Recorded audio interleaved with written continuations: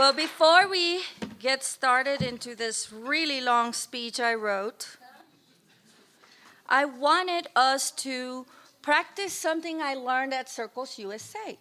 So I brought these signs. 10-4, do you copy? I brought these signs. No, this is not working for me. I think I'm ready. Okay, I brought these signs and I would like for you to read them out loud every time that I pull them out. So we're going to practice that first, okay?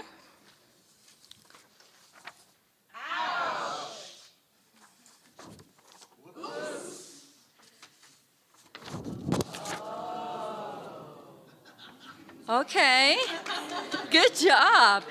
Let me see if I keep them like this.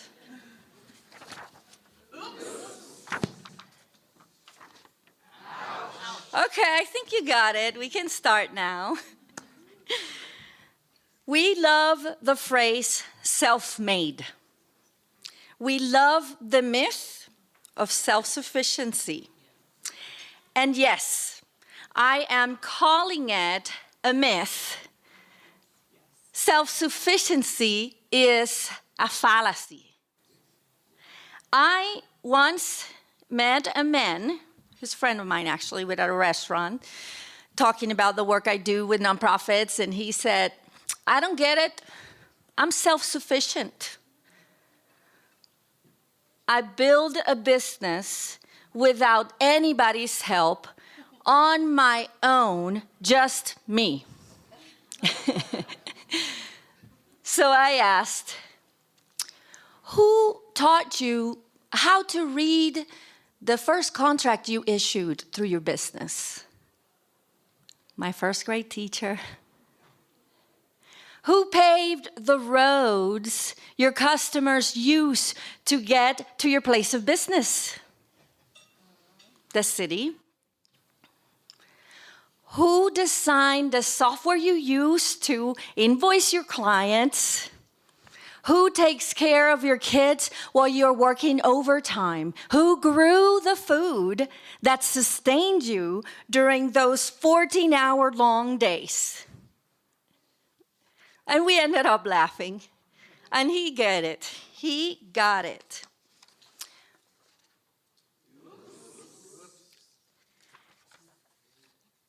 Prosperity does not happen in a silo. There is no such thing as self-made people. There are only community-made people who kept going.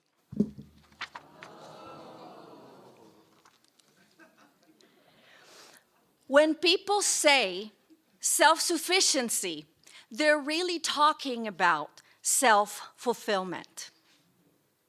Self-fulfilled people are people that achieve what they want and what matters to them. At Circles USA's virtual intensive training, Addie's in the room, we learn a simple but powerful formula to hope.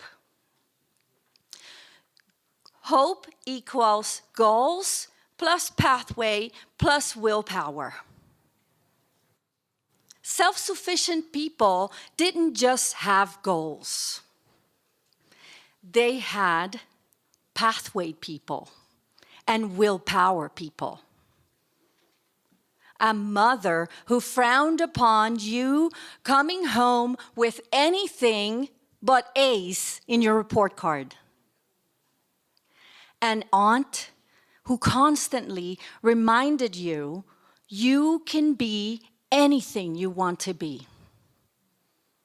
A friend who refused to let you drop out of school. You're one semester away from being done. You can't give up now. Or a wise father like mine who used to say, you could have only $1 in your pocket, But if you have many friends, you are rich. What a privilege. That's what it is. A privilege. Friends and family are a privilege that some call social capital. But it's a privilege that we can extend to others. I want you to take a second with me and think about your people.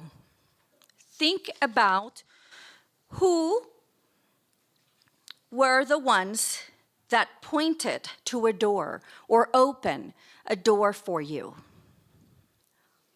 Think about who were your willpower people, the ones that reminded you that you could go through those doors.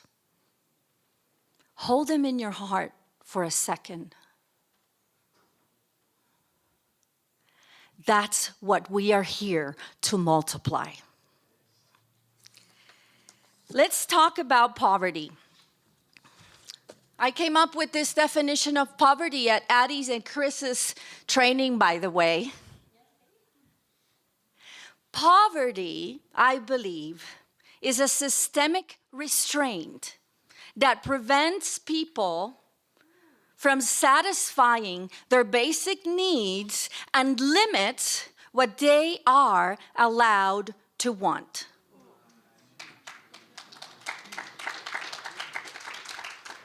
People deserve having their basic needs. And everyone, yes, everyone, even people experiencing poverty, deserve to want.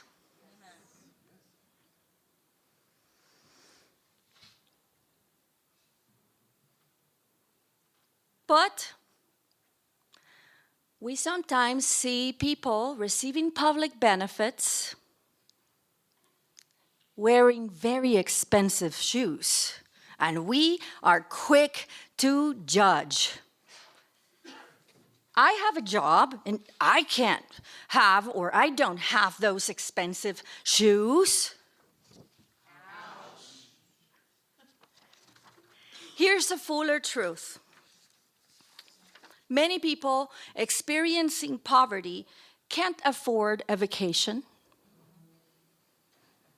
can't sign up their kids for ballet lessons, and sometimes don't even have a television in their house. But here you are. Here we are with 2 trips planned the next year, televisions in every single room in our house, and our kids are in so many extracurricular activities, we don't even have time to see our friends. But we're complaining about someone's shoes. Systemic poverty wants us to believe that people experiencing poverty are not allowed to want, and therefore are not allowed to experience self-fulfillment.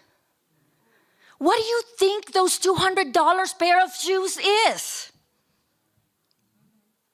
They wanted something. They worked a few odd jobs and bought it. Self-fulfillment. For some people, that is the closest they have ever been to self-fulfillment. And people experiencing poverty are also seeking that. We all yearn self-fulfillment. But they don't have stable resources and social capital.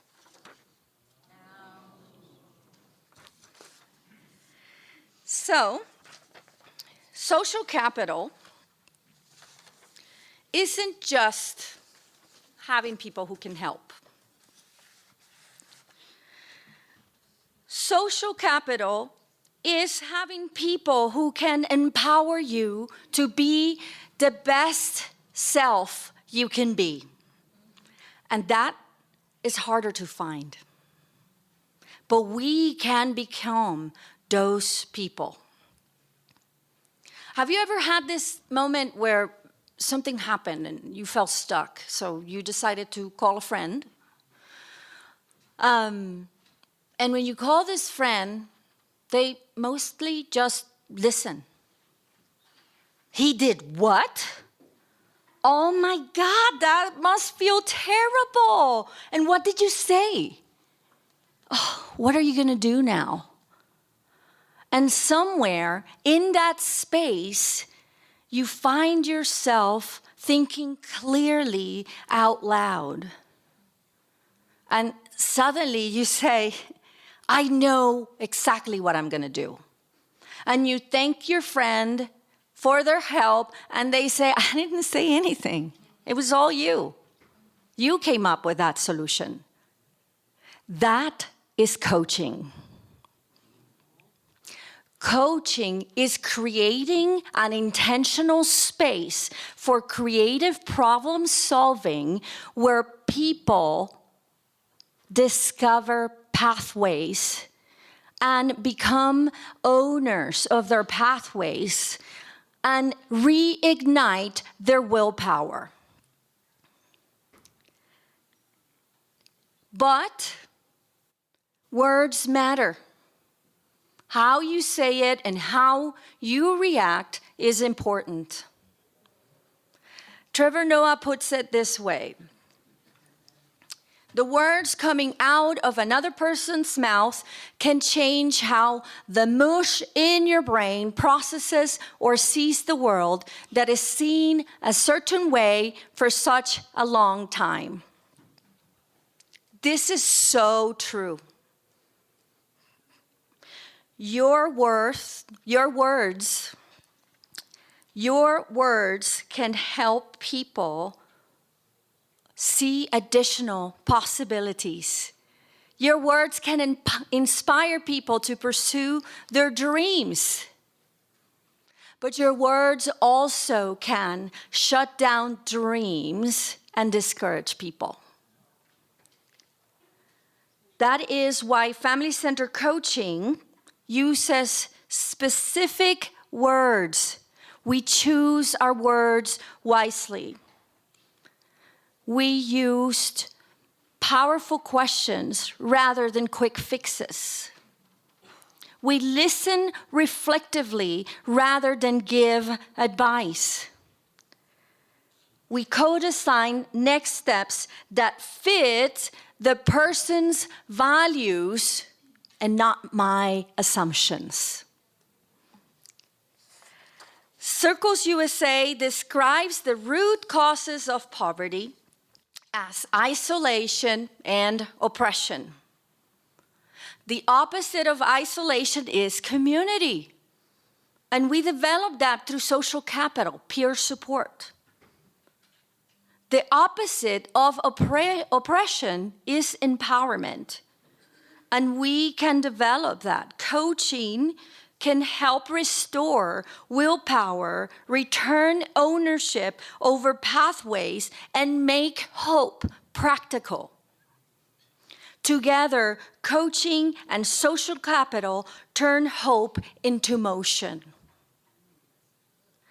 I am honored to be part of the Prosperity Agenda's collaboration with Circles USA to weave skills with relationships so that hope has both bridges to pathways and fuel to ignite willpower. Let me tell you how I know this works and why I think prosperity does not happen in a silo. On February of 2013, I drove 8 hours from Georgia to Kentucky. It was the only way to escape the cycle of domestic violence once and for all. So I grabbed a few things, I put the kids in the car, and I just started driving.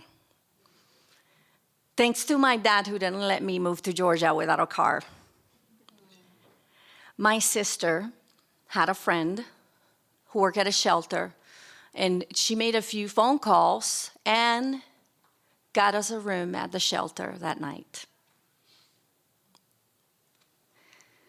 It was dark and smelled like fabuloso mixed with pee. It didn't have a door, but it had 2 beds, and it was safe. I didn't sleep that night. I was 7 months pregnant with nothing but a car and some clothes, single mom of 2, soon to be 3. But a few years before that, I had a life coach. And at that moment, I remember something she used to tell me when I felt like I was running out of options. What do you have? Who do you know? What can you do? Powerful questions always stay with people. So the next morning, I drove to the library and I started sending out resumes. And a few weeks later, I got an interview. And that is when it dawned on me. I was undeniably pregnant. I mean, like, really pregnant. And I didn't have anything to wear. But the case manager at the shelter gave me a referral to this organization that provides professional clothes. So I called and made an appointment. And the worker there helped me pick 3 outfits that would kind of make it less obvious that I was pregnant. And shortly after that, I got a job offer. So me and my 3 work outfits were ready to go to work. So on the first day, I'm sitting there at the HR specialist office and submitting paperwork, you know, the forms and things that you have to submit on their first day of work. When she looks at my form and asks the question, "What's your home address?" You forgot to put your home address here, right here.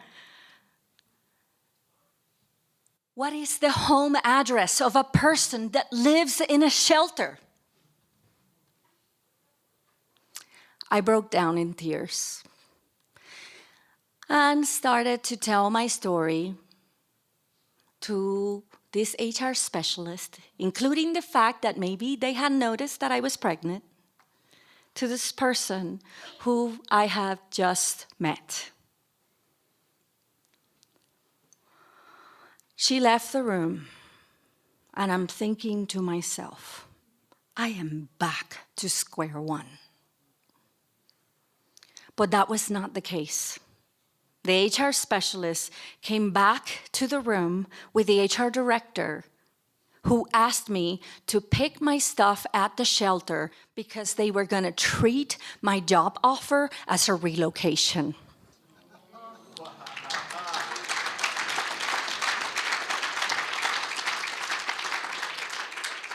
Me and my kids were placed at the Marriott Residence Inn that same day. My employer paid for the first month of rent and furniture.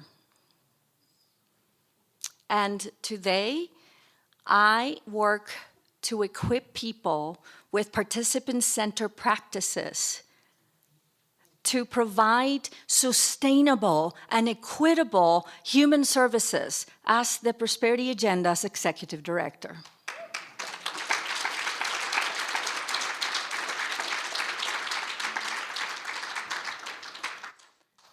This is me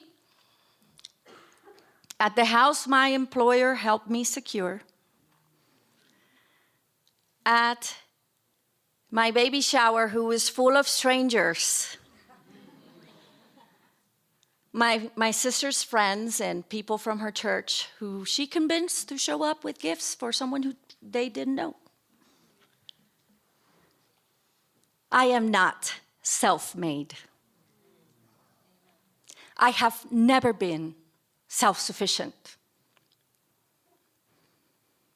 My dad, my sister, her friends, her church, my employer, my coach, the case manager, the HR specialist, the HR director, Dress for Success, the Center for Women's and Families, the Louisville Free Public Library, they all made me who I am today.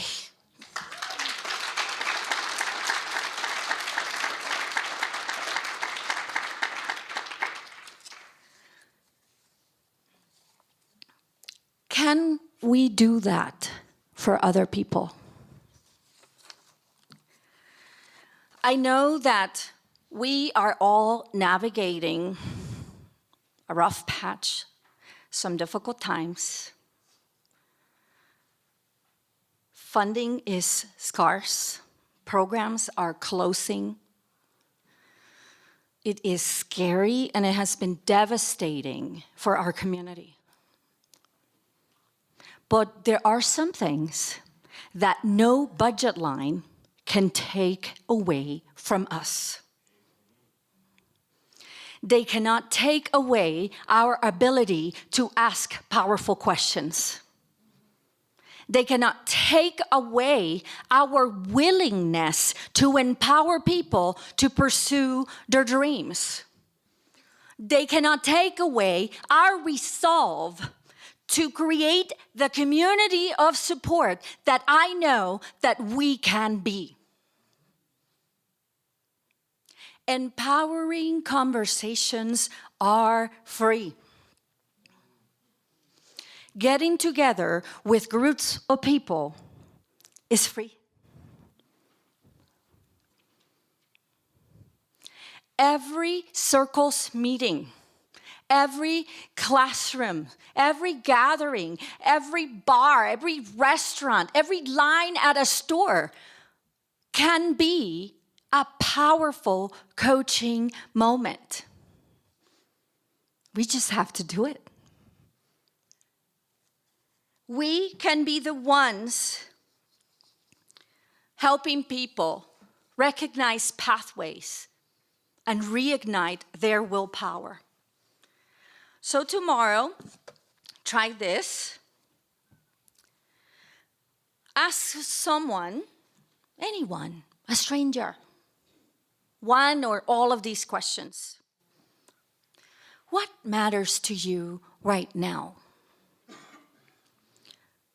What's one tiny step that would make today 1% better? Who is one person who could open a door? And what would make it easier to ask them?